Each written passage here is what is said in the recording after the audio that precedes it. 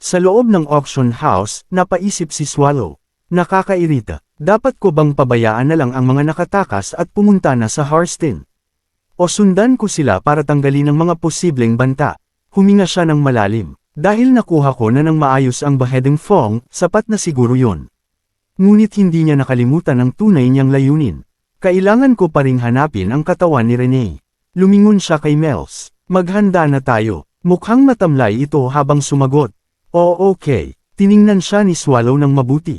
May problema ba? Umiling si Mels. Wala naman. Napakunot noo si Swallow. Talaga, hindi mukhang wala. Napayuko si Mels bago tinawag siyang Sir Swallow at nagpatuloy. Ikaw talaga ay isang malakas na nilalang. Alam na niya ito dahil sa nakita niya sa Demon King's Castle, pero habang tumatagal, mas lalo niyang nararamdaman kung gaano kalaki ang agwat nila. Sabi mo, isa ka sa mga kaibigan ni Miss Renee, pero ang totoo, mas malakas ka kaysa sa inaakala ko. Mali ba ako? O baka naman, si Miss Renee ay mas malakas kaysa sa iniisip ko. Nag-alinlangan siya bago tuluyang nagtanong. Sino ka ba talaga, Sir Swallow? Sa halip na sumagot, marahang pinukpok ni Swallow ang ulo ni Mels. Sok, bata ka pa talaga. Napangiti siya. Bakit ka nagiging emosyonal sa ganyang bagay? Huminga siya ng malalim. Ako lang si Swallow. Kapag tapos na ang lahat, sasabihin ko sa iyo ang buong katotohanan, okay? Tahimik na tumanggo si Mels. Ngayon, sabi ni Swallow, tapusin na natin ito. Ipakita mo sa kanila ang lakas ng Demon King. Tinanggal ni Mels ang kanyang hooded cloak, at sa isang iglap, lumipat siya sa version 2. Handa na, Sir Swallow. Gamit ang Reconstruct Magic, isang napakalakas na pagsabog ang yumanig sa auction house. Boom! Nagtilian ang mga tao sa paligid. Ano yun? Anong klaseng pagsabog yan? Sa malayo, napatayo si Juan habang nakatingin sa direksyon ng auction house. Ganyan sila kaseryoso. Sa gitna ng kapital, nanginginig ang kanyang kamao. Alam ba ng mga hayop na yun kung ilang tao ang nasa lungsod na to? Napatingin siya sa malayo, naguguluhan kung ano ang dapat niyang gawin. Pero naalala niya ang sinabi ni Garrett. Huwag kang gumala, hintayin mo ako rito. Napakagatlabi siya. Ngunit bago pa siya makapagdesisyon, may isang batang mahigpit na humawak sa kamay niya. Miss, andun po ang tatay ko. Nanginginig ang tinig nito habang umiiyak. Napakuyom ng kamao si Juan bago ngumiti. Huwag kang mag-alala, makakaasa kayo sa akin. Itinaas niya ang kanyang ulo at sumigaw. Ako si Heroine Historia, at hindi ko iiwasan ang halimaw na yun. Sa gitna ng nawasak na auction house, lumitaw mula sa mga guho si Swallow. Mels, tawag niya. Lumingon si Mels sa kanya. Anong tawag sa magic na ginamit mo? Tanong ni Swallow. Reconstruction. Tumayo siya ng maayos at ipinagmalaki ang sarili. Isa itong high-rankang magic na nagpapaguho ng lupa mismo. Tumanggo si Swallow. Sa tingin mo, ayos na ba ang lahat? Napakamot si Mels. Ano pa bang gusto mong gawin? Sinabi mong tapusin na natin to, kaya ginamit ko ang pinakakul at pinakamaganda kong magic. Nagtaas siya ng kilay. Bakit ka biglang nagrereklamo ngayon? Napahinga siya ng malalim. Kung may gusto kang ipagawa sa akin, dapat sinabi mo na kanina. Si Swallow, pinagkakatiwalaan kitang gamitin ang best judgment mo. Ngunit sa loob-loob niya, iniisip niya, nagiging komplikado na ang lahat. Tumingin siya kay Mels. Naalala mo ba ang daan papunta sa, anong pangalan nun, yung hub o kung ano man yun? Ngumiti si Mels. Siyempre, alam na alam ko yun. Mabuti, tumanggo si Swallow. Pumunta ka na roon at asikasuhin ang lahat. Siguradong dadagsain. Yun ang mga tao, kaya bahala ka na. Ako, itinuro niya ang sarili. Sige, naiintindihan ko. Ngunit nag-alinlangan siya. Pero Sir Swallow, ang dami mong binabanggit na Harston, nasaan ba yon? Tumingin si Swallow sa kanya at nagtanong. Alam mo kung nasaan ang Core of the Ancient, di ba? Napangiti si Mels. Siyempre, favorite kong dungeon yun. Ngunit bago pa siya makapagyabang, sinagot siya ni Swallow. Yun ang bayan na pinakamalapit doon. Namutla si Mels. Sa totoo lang, nababasa ko lang yun sa mga libro. Umiling si Swallow. Ayos lang. Tara na. Habang naglalakad si Mels papalayo, bumaling siya kay Swallow. Iwan mo na sa akin ang hub. Ako ang bahala. Tumanggo si Swallow. Sige, susunod ako agad. Makalipas ang ilang sandali, napansin ni Swallow ang ilang mga tao sa malayo. Andito na sila. Ilan kaya ang mga to? Isang tao mula sa grupo ang lumapit. Kami ang Blue Crane Subjugation Team mula sa Illyria House, isa sa 9 na haligi ng Empire. Lumapit ang pinuno ng grupo at diretsyong nagtanong. Sino ka? Napansin ni Swallow na abala ang iba sa pagbuo ng formation. Hindi ko talaga maintindihan kung paano mag-isip ang mga tao. Ngunit mas naging alerto siya nang marinig niyang maraming sundalo ang nasa loob mismo ng auction house. Tumingin siya sa kanila at mahinang nagsalita. Gusto niyo bang malaman kung sino ako? Isang malademonyong ngiti ang lumitaw sa kanyang mukha. Ako ang kaaway niyo. Sa Core of the Ancient, nagpakita ng pag-aalala si Sylvia. Niim, kapag pumasok ka sa kuweba na to, baka hindi ka na makabalik ng buhay. Tumingin siya ng seryoso. May posibilidad ding masira ang kaluluwa mo at magpakalat-kalat sa mundo ng walang katapusan. Pwede pa tayong umatras, hindi pa huli ang lahat. Ngunit iritadong sumagot si Niim. Huwag kang magbiro, Sylvia. Sa halip na umatras, ngumiti si Sylvia. E paano kung gusto ko talagang magbiro? Tumawa siya ng mahina. Ang boring mo naman. Laminga siya sa paligid at itinuro ang isang kakaibang detalye. Isang silid na puno ng patay na halimaw pero malinis. Nanlaki ang mga mata ni Niim. Teka lang, lumingon siya sa kanyang mga kasama. Anong palagay niyo? Nag-usap-usap ang mga miyembro ng grupo. Posible kayang naglinis ang subjugation team ng kulto niya bago tayo dumating. O baka naman isang matalinong halimaw ang naglinis ng lugar.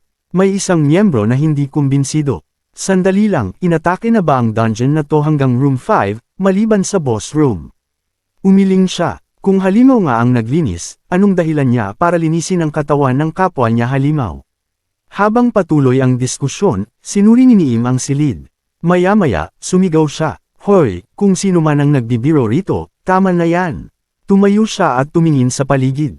Akala mo maloloko mo kami sa ganyang klase ng panloloko. Biglang nagsalita si Patrick, halatang nagulat. Ang lakas mong sumigaw. Para tuloy, umaalingaw ang tadyang ko. Isang boses ang narinig nila mula sa dilim. Bakit ko kayo lalikoin? May halong pagkadismaya sa tono nito. Naglinis lang ako. Ang kalat-kalat kasi. Pinagpag niya ang kanyang kamay, parang may tinatanggal na alikabok. Nagpagod pa ako para linisin ang lahat, kasi may mga bisita raw na darating. Ngunit ang boses ay biglang naging malamig. Pero kung mumurahin niyo ako, baka hindi ko magustuhan yan. Nagkatinginan sina Niim at Sylvia. Agad na sinabi ni Niim, Sylvia, liwanagin mo ang lugar. Tumango si Sylvia. Sige, gamit ang illuminate magic, biglang lumiwanag ang buong silid. Aba, ang liwanag, sigaw ni Patrick. Pero teka lang, sa harapan nila, tumambad ang isang nilalang na butot balat, isang Death Knight. Tumingin ito sa kanila at ngumiti. Kahit hindi ko kayo tinawag, naparito pa rin kayo. Bahagyang naiinis, bumantong hininga si Patrick. Sok, pinaghandaan ko pa naman tong introduction ko buong araw, tapos wala na agad saysay. Masyado kayong marahas. Itinaas niya ang kamay. Ibaba niyo na ang mga sandata niyo. Miss Mage, pwede mo bang ibaba ang staff mo? At ikaw naman, ibaba mo na yung kamao mo. Ngumiti siya. May sinabi ba akong mali? Ngunit bigla na lang umatake si Niim. Ang katapusan mo na to. Mabilis na tinangkang tag-in si Patrick, ngunit hinarang nito ang atake. Muling ngumiti si Patrick. Aba, wala ka man lang paunang salita. Ni hindi mo ako binigyan ng oras para huminga. Habang dinedaldal niya si Niim, biglang ginamit ni Sylvia ang ice bolt shower. Nagulat si Patrick. Wow, kahit kailan? Hindi talaga patas ang one versus all, ano? Huminga siya ng malalim. Pero syempre, mananalo pa rin ako. Samantala, sinamantala ni Niim ang pagkakataon. Sa isang mabilis na galaw, umatake siya muli. Karamihan sa mga palo niya ay nasalag ni Patrick, pero isang malakas na suntok ang tumama, dahilan para mabitawan ni Patrick ang kanyang espada. Napatulala ito saglit. Sok, hindi ko inasahan to. Napatingin siya kay Niim. Para sa isang tao, malakas ka. Samantala, nagcast ng multiple buff spell si Sylvia kay Niim. Strong body, body reading, omens, light feather, step of silence, boiling blood, at bone ashes. Tinanong niya kung ang sekreto ng lakas nito ay buff magic. Hindi ba yan medyo hindi makatarungan? Ngunit inisip niyang hindi rin naman magtatagal ang buffs na iyon, 1 minuto lang. Kung makakalaban ako ng 1 minuto, baka may pag-asa pa ako. Pagkatapos, ginamit ni Sylvia ang maraming restraining spells kay Patrick, dahilan para hindi ito makagalaw. Medyo problema to, sabi ni Patrick.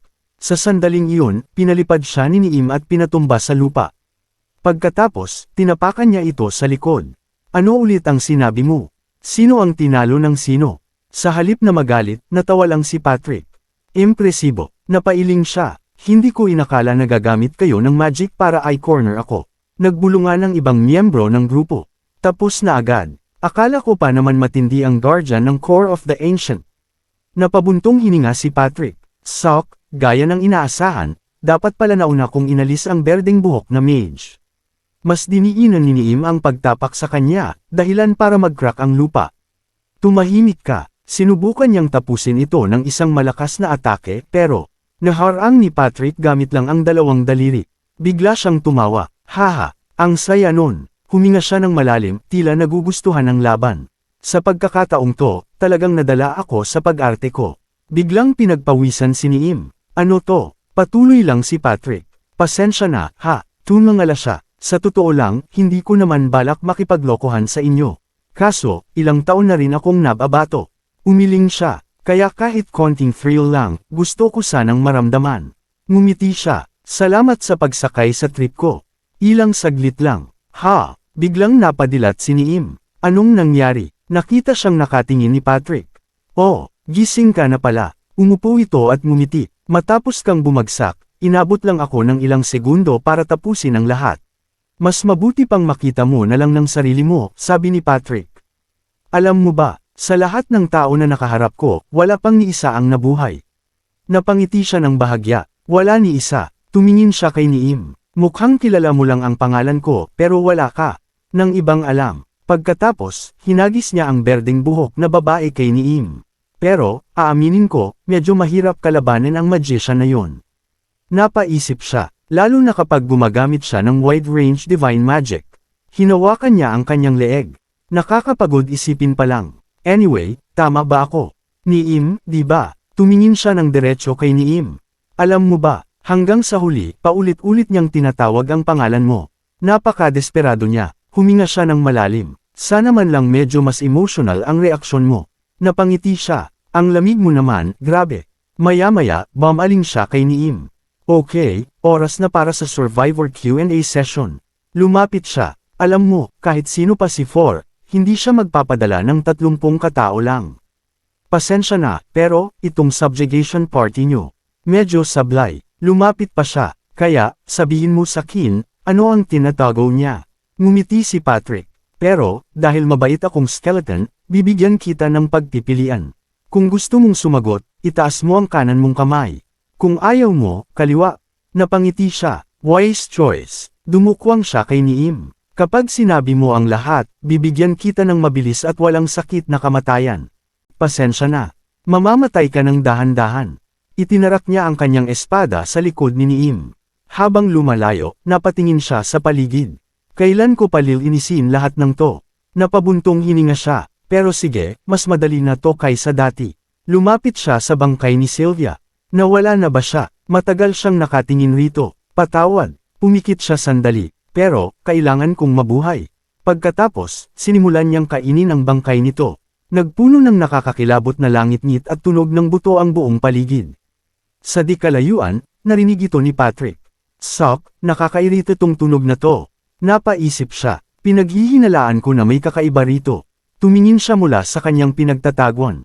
Nakakakuha ba siya ng lakas sa pagkain ng mga bangkay? At kung nakakagamot yun ng sugat, hanggang saan ang limitasyon niya? Nagpatuloy ang kakilabot na eksena. Si Niim, walang pakundangang kumakain pa rin. Patuloy naman sa pag-iisip si Patrick. Kung ganun, mas mabuting obserbahan ko to ng mabuti. Marami pang bangkay sa paligid, may oras pa ako para mag-test. Maya-maya, napatingin siya sa malayo. Asan kaya si boss? At anong ginagawa niya? Sana naman hindi siya gumagawa ng kung ano sa isang kakaibang lugar. Nagbago ang eksena patungo sa Capital Days, kung saan nakatayo si Swallow sa ibabaw ng daan-daang bangkay. Maya-maya, may isang lumapit sa kanya at nagtanong, ano to? Lumingon siya rito at walang emosyon na tinanong, narito ka rin ba para mamatay? Ngumiti ang babae at umiling. Hindi, ako si Miss Wan, ang hero. Hindi nagpakita ng interes si Swallow. Hindi ko naman tinatanong kung sino ka. Gayunpaman, bahagya siyang natuwa. Pero gusto ko yang tapang mo. Kaso, hindi mo ako kayang talunin. Sa kabila ng babala, sumugod si Miss Wan. Kahit totoo yan, kailangan kitang pigilan. Muli siyang sumubok ng isang napakalakas na atake, ngunit walang kahirap-hirap itong hinarang ni Swallow. Napabuntong hininga ito. Pasensya ka na, pero isang beses mo lang ako matatamaan. Hinigpitan niya ang hawak sa kanyang gauntlet. Sige, subukan mong tumakas ulit kung kaya mo. Sa isip ni Miss Wan, alam niyang hindi niya ito kayang talunin. Pero, maaari kaya siyang bumili ng oras. Boom! Bagsak siya sa lupa, dahilan para gumuho ang paligid. Duguan siyang napakapit sa lupa, ngunit hindi siya sumuko. Ako ang hero, at tungkulin kong protektahan ang mga tao. Hinayla siya ni Swallow mula sa lupa. Tapos na ba? Ngunit matigas ang loob niyang sumagot. Ako si Miss Wan, ang hero. Hindi ako matatalo. Sumubok siya ng panibagong atake, pero hindi ito umubra. Ang pagiging hero ay nangangahulugan ng pagprotekta sa mga inosente. Sigaw niya. Pinagmasdan siya ni Swallow at tumango. Ayos. Hindi nasayang ang sakripisyo mo. Tiningnan niya ito ng may respeto. Aalalahanan ko ang pangalan mo. Bagamat hindi niya sigurado kung hanggang kailan, tiniyak niyang hindi ito basta mawawala sa kanyang alaala. Huminga siya ng malalim. Pero, bilang respeto sa iyo, ibibigay ko sa iyo ang isang mabilis at walang sakit na kamatayan. Ngunit bago niya na ituloy ang kanyang pag-atake, isang hindi inaasahang atake mula sa likod ang pumihil sa kanya. Napalingon si Swallow, nakataas ang kilay. Sok, sino na naman to? Sinulyapan niya ang bagong dating, saka pabirong nagtanong, mga sausage na walang tigil sa paglabas. Lumapit ang isa sa kanila at nagsalita. Ginawa ko lang ang lahat para mailigtas si Miss Wan. Pasensya na sa ginawa namin. Napangisi si Swallow. Pasensya na. Ibig sabihin ba niyan, papatawarin mo rin ang isang taong hamampas sa iyo mula sa likod pagkatapos humingi ng sorry? Tahimik ang lalaki saglit bago nagpakilala. Hayaan mong magpakilala ako, kahit nahuli na. Ako si All Ethelgal Livan, miyembro ng Ethelbrias Black Tigers Order. Matapos ang maikling pagbati, ngumiti ito. Isang karangalan ang makilala ka, Almighty Lord Swallow. Napataas ang kilay ni Swallow. Lord Swallow, paano mo nalaman yun? Sumagot si All Ethel ng may kumpiyansa. May isang mahuhusay na tao sa grupo ko na nakilala ka. Tinitigan siya ni Swallow. May itinatago ang ngiting yan. Bagamat may duda, napabuntong hininga siya. Fine, pero masama ang mood ko ngayon. Kung ang plano mo lang ay dumaldal bago sumugod, tapusin mo na yan. Ngunit umiling si All Ethel. Nagkakamali ka, Lord Swallow. Hindi kami nandito para labanan ka. Nandito kami upang mag-alok ng kasunduan. Napangiti si Swallow. Kasunduan. Sa tingin mo may pinagsisihan pa ko. Mas mabuting isipin mo ng mabuti ang sitwasyon. Dahil kung iniinsulto mo ako, hindi magiging madali ang kamatayan mo. Alam ni All Ethel na isang sugal ito. Isang sugal na ang kapalit ay ang kaligtasan ng buong empire. Pagkatapos ng ilang sandali, nagsalita siya. Ang dating may-ari ng Beheading Fang ay buhay pa. Napaisip si Swallow. Akala mo ba pumunta ako rito para lang sa isang weapon? Napangisi siya. Kung sabihin ko kayang wala akong gustong hilingin sa inyo, tutulungan niyo pa rin ba ako? Sumulyap siya sa paligid. O paano kung sabihin kung kaya ko lang gusto ang Beheading Fang ay dahil lang sa pagkabagot? At ang totoong pakay ko, ay ubusin lahat ng tao. Ano ang gagawin mo kung ganon? Kinabahan si All Ethel, nagsimula siyang pawisan. Plano mo bang wasakin ang lahat? Tanong niya, bahagyang nangangatog. Napangiti si Swallow. Ayaw mong mangyari yon, hindi ba? Humakbang siya palapit. Kung ganon, alamin mo agad kung nasaan ang may-ari ng item na yon. Mabilis siyang tumango. Naiintindihan ko. Humarap siya kay Garrett. Garrett, lumapit ka. Tumango ito. Oo. Lumapit si All Ethel kay Swallow at tiningnan ito ng may paggalang. Baka nagkita na kayo noon, Lord Swallow. Tumingin siya rito. Para matagpuan ng isang tao, kailangan kong siyasatin ang mga bakas na iniwan niya. Maaari ko bang inspeksyonin ito? Tinitigan siya ni Swallow, may babala sa boses. Kung gagawa ka ng kahit anong kalokohan, hindi lang isang braso ang mawawala sa iyo. Sumagot si Garrett. Naiintindihan ko. Saglit siyang pumikit at itinapat ang palad sa sandata. Pagkaraan ng ilang segundo, dumilat siya. May isang taong nag-iwan ng matinding bakas dito. May dalawa silang lokasyon, pero pareho silang masyadong malayo. Ang sigurado lang, ang isa sa kanila ay papunta sa kanluran. Napaisip si Swallow, kanluran, ibig sabihin, papunta siya sa Harston. Napatingin siya, sapat na yang impormasyon, bahagyang bamantong hininga siya, buhay pa si Rene, ngumiti siya at tumango, salamat, may utang na loob ako sa inyo. Habang naglalakad siya patungo sa teleportation hub, matigas ang tinig niyang sinabi. Lumayo kayo. Maraming salamat sa panunood. Kung nagustuhan mo ang video, huwag kalimutang mag-like, mag-subscribe, at i-click ang bell icon para updated ka sa mga bagong kwento.